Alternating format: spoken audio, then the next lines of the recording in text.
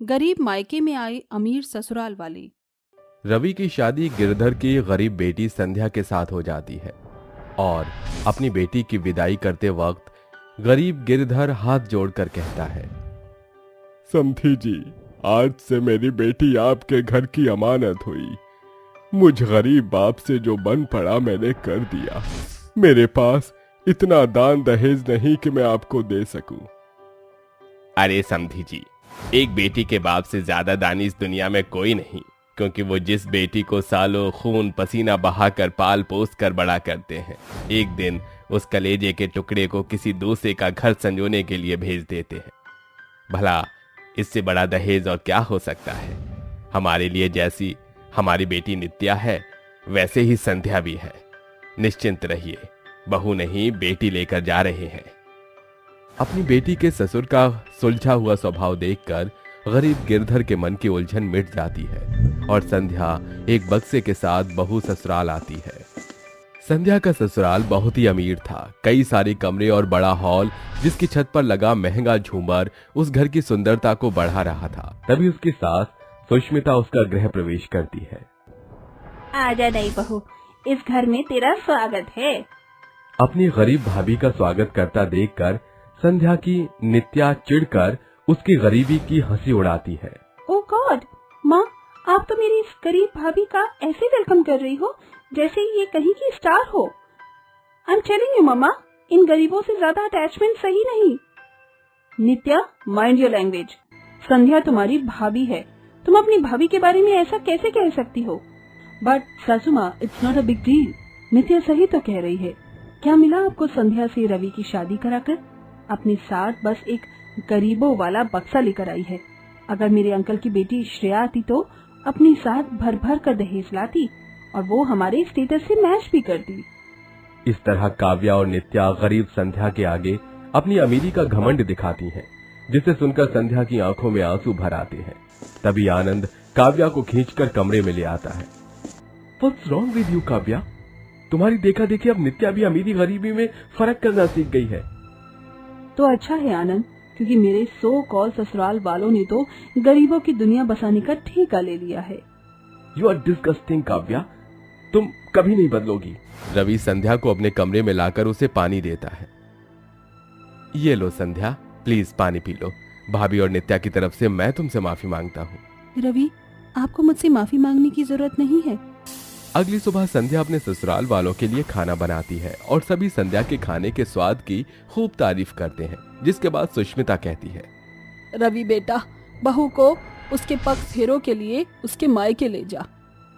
Just wait भैया, माँ सिर्फ भाभी भैया ही क्यों, हम सभी भाभी के मायके घूमने चलते हैं ना। इस बहाने इन गरीबों को उनकी औकात दिखाने का मौका मिलेगा।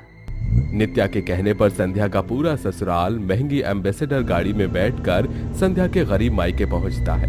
जैसे ही उनकी चमचमाती गाड़ी गरीब गिरिधर के चौखट पर रुकती है, गिरिधर और गंगा हाथ जोड़कर उनके सामने खड़े हो जाते हैं। आइए आइए समधन जी, अंदर चलिए। ओहो समधी जी, आप ऐसे हाथ जोड़कर हमें शर्मिंदा मत करिए। अरे समधी जी, बेटी के बाप को तो झुकना ही पड़ता है। सभी अंदर आते हैं, जहां संध्या की छोटी बहन गौरी आंगन के कोने में मिट्टी के चूल्हा फूंक फूंक कर खाना बना रही होती है, जिसे देखकर नित्या झूठ मूठ की नौटंकी करती है। ओह गॉड, कितना धुआं हो रहा है कि प्लीज, और गर्मी भी कितनी है यहाँ पर, प्लीज एसी ऑन कर दीजिए। नताशा, इनके घर की हालत तो इतनी टूटी फूटी है, ऐसे में एसी तो दूर, टेबल फैन भी नहीं होगा। ओह गॉड, पता नहीं ये गरीब लोग इतनी गर्मी में कैसे रहते हैं। नताशा चुप होकर बैठो, ये तुम्हारी भाभी का मायका है।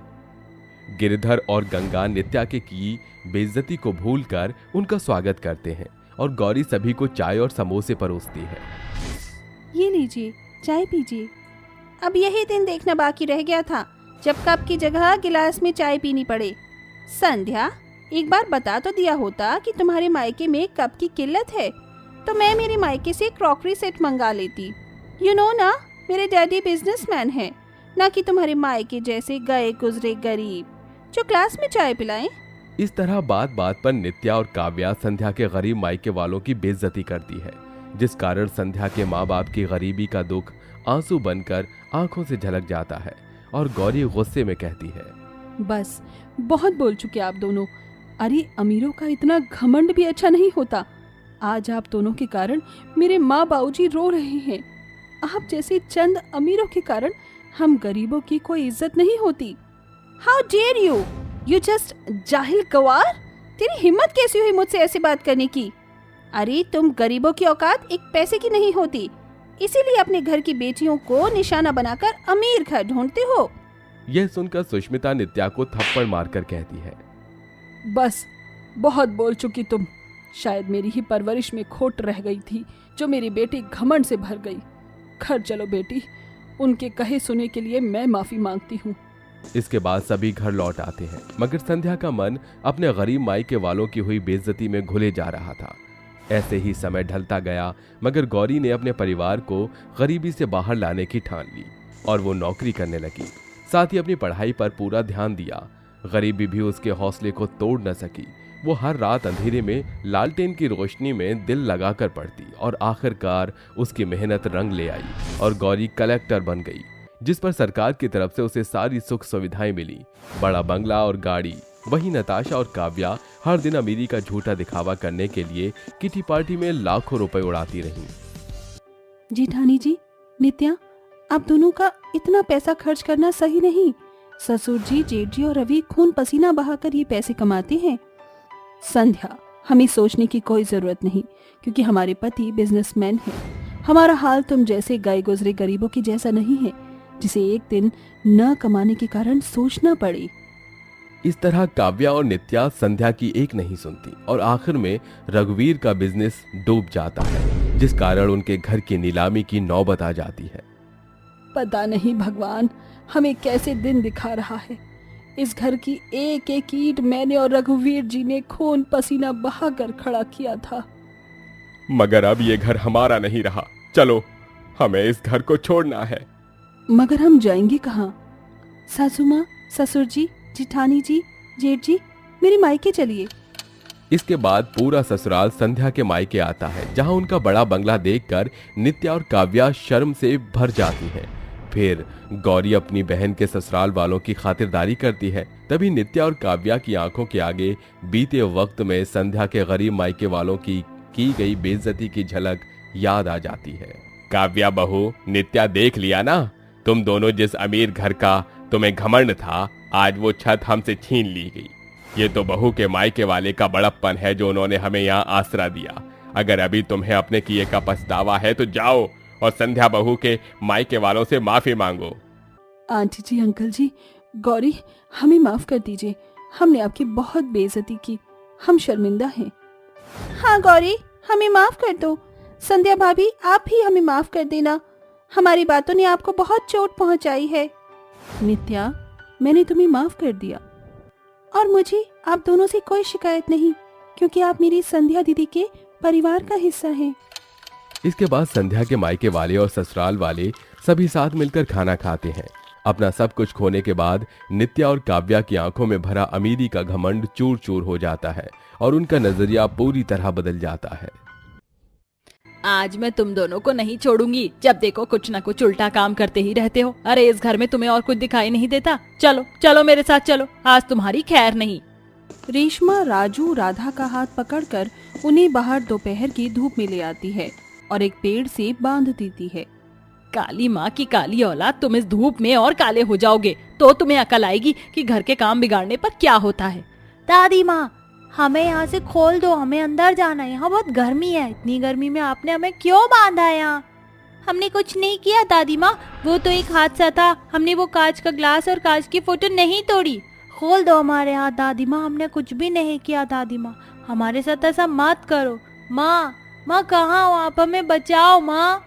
अपनी बेटी और अपने बेटे के रोने की आवाज सुनते ही कायरा कमरे से बाहर आती है और अपनी आंखों के सामने अपनी बेटी और अपने बेटे को पेड़ से बंधा हुआ देख हैरान रह जाती है।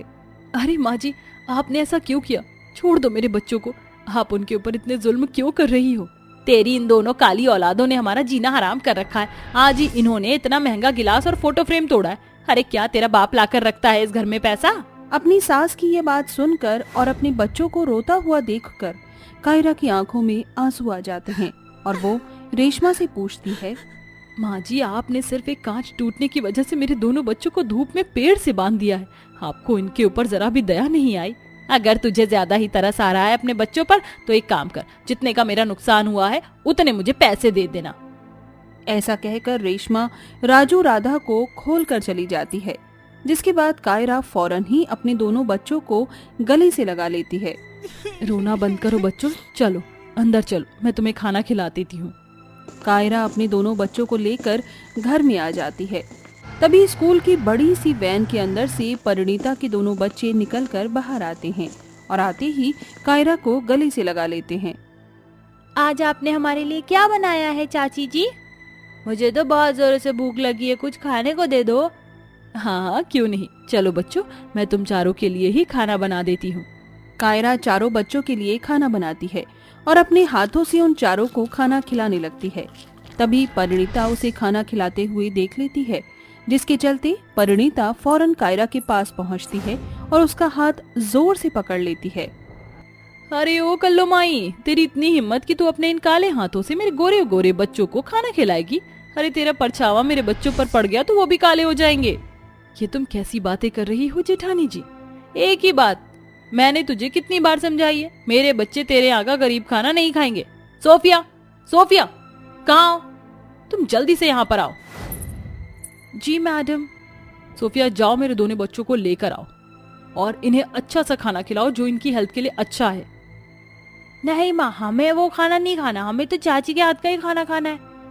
माँ, चाची हमारे लिए जो भी बनाती है बहुत प्यार से बनाती है और हम उसी से पेट भरकर खाना खा लेते हैं, लेकिन आपका अमीरों वाला खाना में जरा भी पसंद नहीं आता। ये सुनते ही परिणीता को बहुत तेज गुस्सा आता है और वो एक जोरदार तमाचा सुप्रिया के मुंह पर मारती है। इस कल्लो और इस कल्लो के काले बच्चों के साथ रहकर तेरी बहुत जुबान निकल रही है। अगर दोबारा ऐसी गलती की तो तेरी माँ से बुरा कोई नहीं होगा। परिणीता के दोनों बच्चे रोते हुए सोफिया के साथ चले जाते हैं, जहाँ सोफिया उन्हें उबला हुआ पास्ता और ब्राउन ब्रेड पर जैम लगा कर देती है।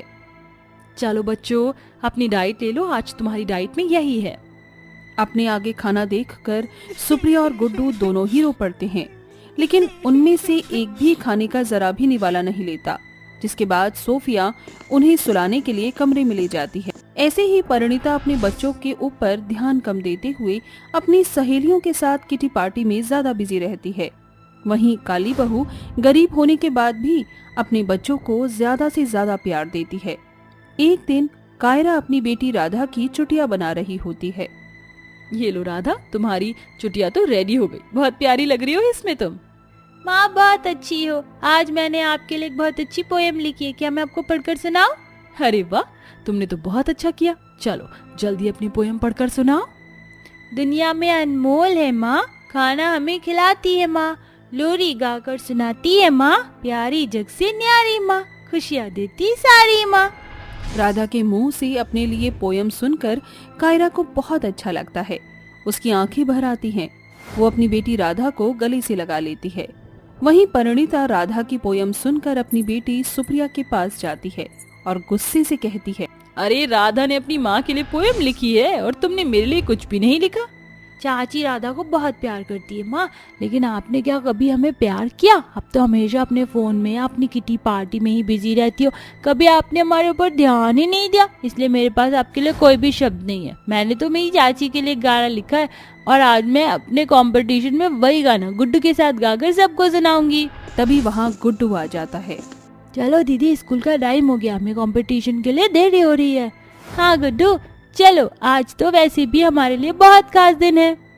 परिणीता के बच्चे प्राइवेट स्कूल में पढ़ते थे, तो वहीं बेचारी कायरा के बच्चे गरीब सरकारी स्कूल में पढ़ते थे।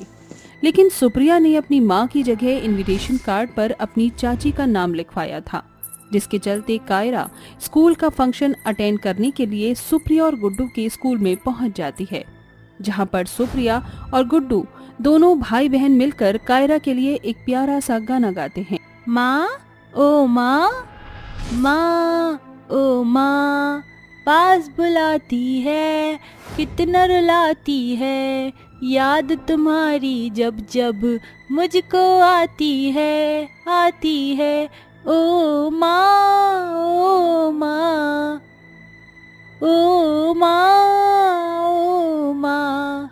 सुप्रिया और गुड्डू का ये गाना ना ही केवल कायरा सुनती है बल्कि वहाँ मौजूद परिणीता और उसकी सास रेशमा भी सुनती हैं, जिसके चलते रेशमा परिणीता से कहती है, मेरे इस काले और गोरे रंग में भेदभाव करने की वजह से तुम्हारे बच्चे भी तुम्हारे से बहुत दूर हो गए। मुझे माफ कर दो बहू, मुझे ऐसा नहीं करना चाहिए था। नहीं माँ जी, गलती आपकी नहीं, गलती तो मेरी ही है। मैं हमेशा अपने फोन में और सहेलियों के साथ किटी पार्टी में ही उलझी रह गई। मैंने कभी भी अपने दोनों बच्चों के बारे में सोचा ही नहीं। परिणीता ऐसा कहकर रोने लगती है। तभी स्टेज पर कायरा पहुंच जाती है। गुड्डू और सुप्रिया को गले लगाकर प्यार करती है। तभी वो माइक लेकर बोलती है, जेठानी जी, आप इतनी दूर क्यों खड़ी हो? ये बच्चे आपके ही हैं। आप पूरे हक के साथ यहाँ आकर इन्हें प्यार कर सकती हो। अगर आज भी पीछे रह गई तो फिर कभी इनके करीब नहीं आ पाओगी। कायरा की ये बात सुनकर परिणीता फौरन स्टेज पर पहुंच जाती है और अपने दोनों बच्चों को बहुत प्यार करती है और साथ ही साथ कायरा से माफी भी मांगती है। माफ कर दो, तुम्हारी गरीबी और तुम्हारे कालेपन की वजह से मैंने हमेशा तुम्हारी बेइज्जती की। मुझे ऐसा नहीं करना चाहिए था। जो हुआ उसे भूल जाओ और अपने बेटे और अपनी बेटी के साथ एक नई शुरुआत करो। कायरा का इतना अच्छा बर्ताव देखकर उस दिन से उसकी अमीर जेठानी और उसकी सास का बर्ताव बदल जाता है, जिसके बाद परिणीता अपना सारा समय अपने दोनों बच्चों को देने लगती है और अपनी काली देवरानी के साथ खुशी खुशी रहने लगती है।